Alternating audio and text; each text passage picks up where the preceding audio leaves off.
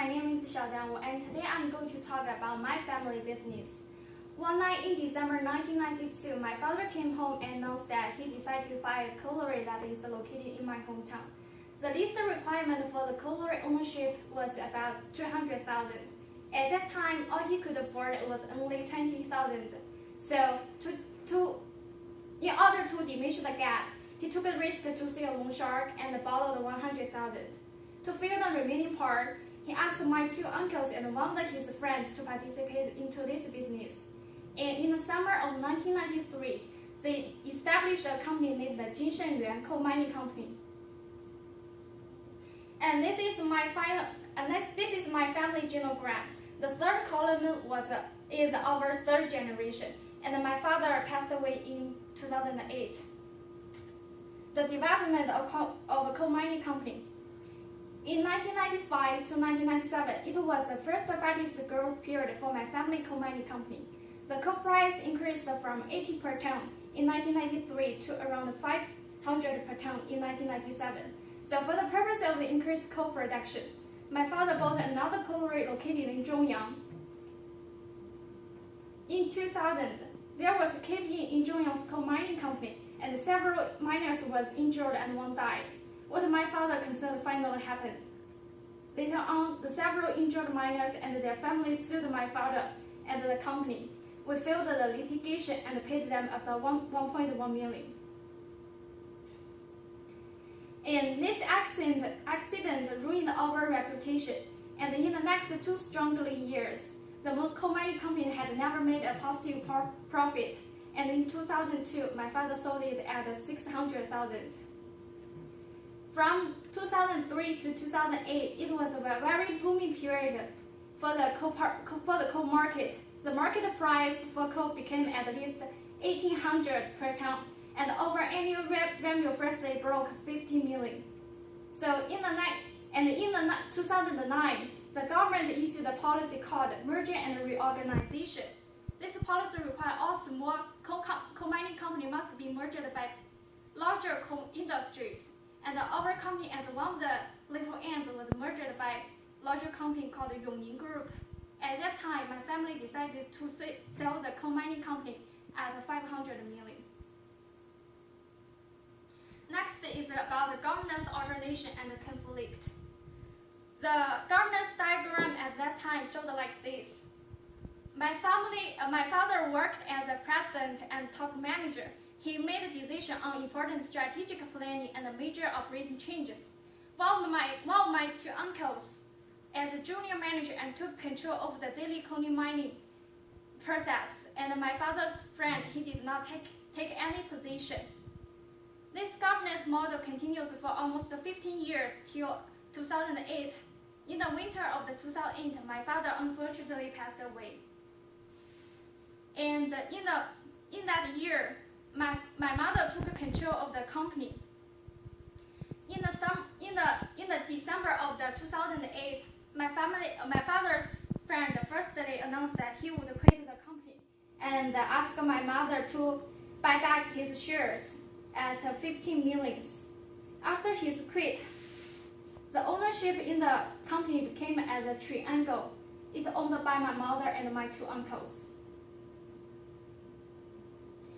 The communication and cooperation between my older uncle and my mother was not that good. They had different viewpoints about the development of the company. So in the summer of the 2009, he created the company, and in the winter, once our company was merged by Yongning Group, my family sold it at 500 million. Thereafter, my mother established two companies. One is aluminum product company located in Tianjin, and another is a loan company located in my hometown. The hotel operation. This hotel was established in 2005, and the initial investment was about 15 million. From the first year operation to the 2010, the annual revenue was around 7 million. Following with the slowing down of Chinese economic development, the annual revenue was diminished less than 4 million diminished less than 4 minutes in 2012. And in 2012, the anti-corruption actions became a new threat to the local hotel and the restaurant development. So in 2014, the annual revenue for the hotel was only about 3.2 million, less than half of the booming period. So after the hit by a double blow, the decrease in economic development and the anti-corruption actions, my mother decided to lease the hotel to another company for 6 years in 2015 and receives about 3 million per year. The loan company. This company was established in 2009 with an initial investment about 20 million. And in the first 3 years, the profit rate was around 25% per year. In 2013, it decreased to 18%. And in 2015, even worse, was less than 12%. The reasons to cause such rapid decrease in the profit, on the one hand, because the slowing down of the real estate development, and on the other hand, because of increasing competitors. In 2012, there were about 7 loan companies opened in my hometown, and the operations of loan company has a high risk, which cannot be repeated in the future. And actually, situation like this happens a lot. So after real estate bubble busted, our loan company, like most of them, hardly to receive more interest and even the principal. My strategy. My strategy is searching for target market. In China, online shopping is becoming a trend, and it stimulates the development of the transportation market. So over the past years, we made 7 successful business with different express companies, and 6 of them had already paid off, and 1 of them still paying the interest. The successful business completed with this express company reminds me to set a target market on the express companies.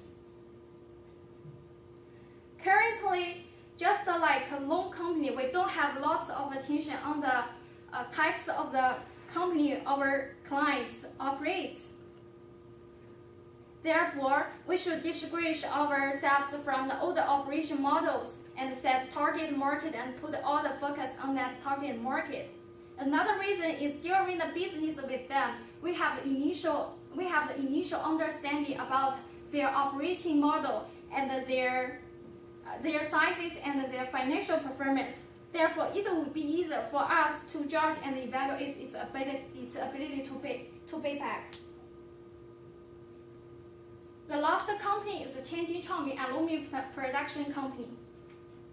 This company established in 2011 and mainly produces wheel hubs for export, and the main market are in Southern Asian and American. Although with the technical support from the foreign experts and the successful experience from peers, its development is still a big concern. On the one hand, the company is a fresh learner in its field, and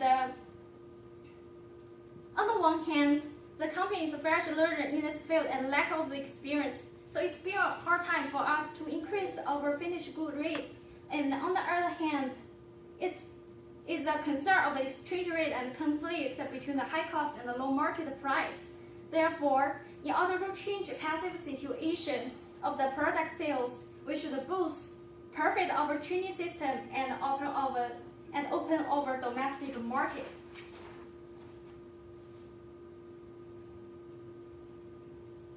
First of all, to decrease cost, we should recruit all kinds of professional and technical personnel from all of the country to strengthen our technical force and developing our own managerial and technical personnel.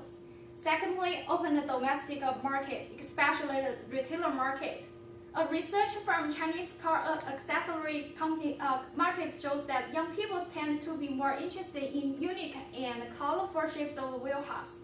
Thus, it be a good trend for us to develop our new design of the wheel hub to promote our differentiation and diversification to adopt the market demand.